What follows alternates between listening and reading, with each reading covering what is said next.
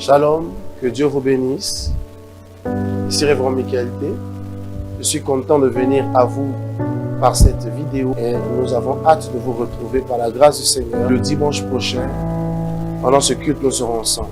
Le culte aura ceci de spécial, que ce sera le culte des familles. C'est le dernier culte que nous tenons dimanche pour l'année 2022 parce que le samedi 24, nous aurons le culte de la Noël à partir de 15h jusqu'à 19h. Et ce sera le culte du dimanche, parce que le dimanche 25, nous ne ferons pas culte. Pareil, le 31, le samedi 31, nous aurons la grande nuit de traversée à partir donc de 20h jusqu'à 1h du matin. Et le dimanche 1er janvier, chacun sera autorisé d'être en famille, se reposer et communier avec ses proches. Donc, le dimanche qui arrive, ce dimanche, je pense, c'est le 18. Ce sera notre dernier culte dominical. Le dernier culte cette année que nous tenons le dimanche matin, parce que les deux derniers cultes se feront samedi 24, 15h, 19h, samedi 31 décembre, 20h, à 1h du matin. Le dimanche 22 sera un dimanche spécial pour les familles. Nous serons conduits par l'Esprit de Dieu pour prier pour les familles. Lorsque le diable détruit, il ne détruit pas de manière singulière, il détruit de manière globale. Et lorsque Dieu veut sauver, il sauve aussi de manière globale. Il dira dans les Écritures, crois au Seigneur Jésus, tu seras sauvé toi et ta famille. Quelle est la nécessité d'être sauvé soi et sa famille? Parce que si vous êtes libérés, si vous êtes sauvés, déliés pour avancer, et que votre famille est retenue, les batailles de votre famille affectent votre destinée. Les batailles de votre père, de votre mère, de vos enfants, de vos proches, ont des répercussions immédiates sur vous. Alors, lorsque vous êtes délivrés, il est important que la libération affecte toute votre famille, afin que vous soyez vraiment déliés pour pouvoir monter collectivement. Ce dimanche donc, je tiens à vous interpeller, à vous préparer, à inviter vos amis. Le dimanche prochain, le 18, sera exceptionnel. Les familles seront bénies, les familles seront délivrées. La puissance de Dieu va spécifiquement cibler et affecter les familles. Voici pourquoi il faut préparer ce culte en famille. Il faut prévenir vos proches, papa, maman, amis, cousins, frères et sœurs directs, enfants et conjoints, de venir à ce culte dès 8h30 jusqu'à 12h.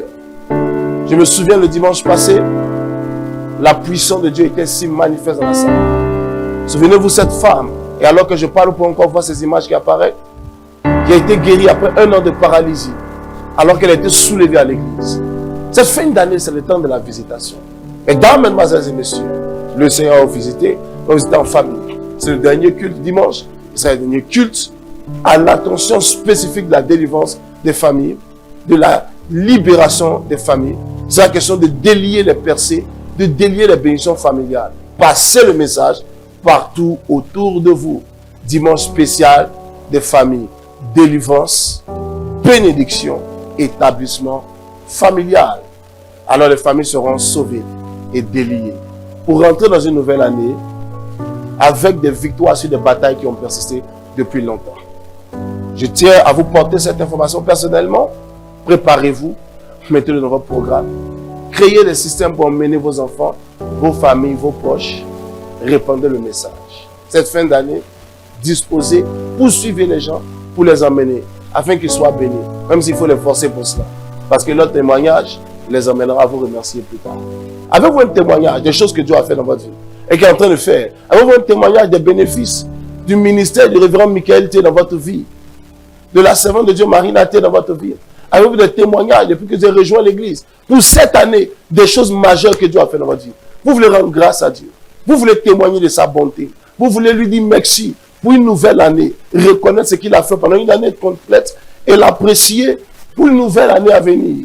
Faites-vous enregistrer auprès de tous les pasteurs autour de nous. Ils prendront votre nom, ils prendront votre témoignage à l'avance et votre créneau horaire vous sera donné. Parfois, c'est important. Au bout de l'année, de marquer un arrêt, vous dites Dieu m'a fait du bien, Dieu agit de telle ou telle manière. Je ne veux pas rentrer dans la nouvelle année sans lui rendre des actions de grâce. Donc, faites-vous enregistrer à cet effet.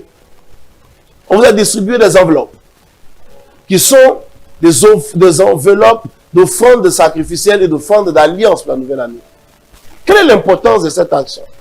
Bien-aimés frères, les hommes qui sont forts dans le monde sont forts à partir de leurs assises spirituelles et non à partir uniquement de leurs capacités intellectuelles. Et même ceux qui n'opèrent uniquement que dans l'intellectualisme, sont eux-mêmes sponsorisés par des gourous spirituels qui les portent, qui les font avancer. Et ces gens, au-delà de toute information publique, renouvellent leurs alliances secrètement, afin de garantir leur hégémonie, leur succès, leur domination, la réalisation de leurs rêves, de leurs objectifs. Bien aimé, on ne rentre pas dans une nouvelle année en mangeant du poulet, on a une nouvelle coiffure, un nouveau vêtement, sans prendre un sacrifice. Bien aimé, j'ai dit un sacrifice. Pas une offrande ordinaire. Parce que lorsque votre offrande est ordinaire, la plateforme de votre fonctionnement pour la nouvelle année est tout aussi ordinaire. Vous ne pouvez pas vous attendre ni espérer à des choses magnifiques. Mais lorsque vous voulez monter plus, vous faites alliance avec Dieu par votre sacrifice.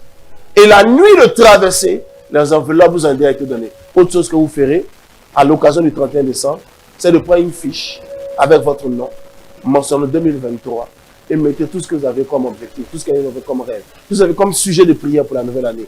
On réceptionnera cela de vous. Sur l'autel, on priera pour vous. Et cela sera des sujets d'accomplissement et de célébration pour la nouvelle année. Voici un peu ces quelques mots que nous voulons vous dire. Que Dieu bénisse. Faites en sorte de ne pas être léger en cette fin d'année. Faites en sorte de raffiner et de rétablir, d'amplifier votre sincérité avec Dieu, comme vous l'avez prêché le dimanche dernier. La sincérité de votre marche, la sincérité de votre engagement, la sincérité de votre spiritualité, la sincérité de votre engagement, de votre marche avec Dieu, de votre marche avec votre Père spirituel, la sincérité de votre service dans la maison du Seigneur. Mais main tendue vers vous, je déclare bénédiction, je déclare faveur, je déclare que vous verrez la grâce surabonder dans votre vie en cette fin d'année. Et les larmes de douleur seront séchées sur votre visage pour laisser place à des larmes de joie et à des larmes de célébration dans votre vie. Je maudis et je réprime en cette fin d'année toute programmation, tout agenda diabolique préparé contre toi et contre ta famille. Cela est défait, cela est démantelé et je déclare tout malheur conçu, cela n'arrivera pas, cela n'aura pas lieu au nom de Jésus. Alors que tu tends ta main vers moi, la provision qu'il te faut en cette fin d'année, tu la reçois au nom de Jésus. L'abondance qu'il te faut en cette fin d'année, tu la reçois au nom de Jésus. Tu ne seras pas coincé cette fin d'année. Que le secours de l'Éternel se présente à chacun d'entre vous en cette fin d'année. Que la joie vous soit accordée et que les miracles de dernière minute soient votre partage au nom de Jésus.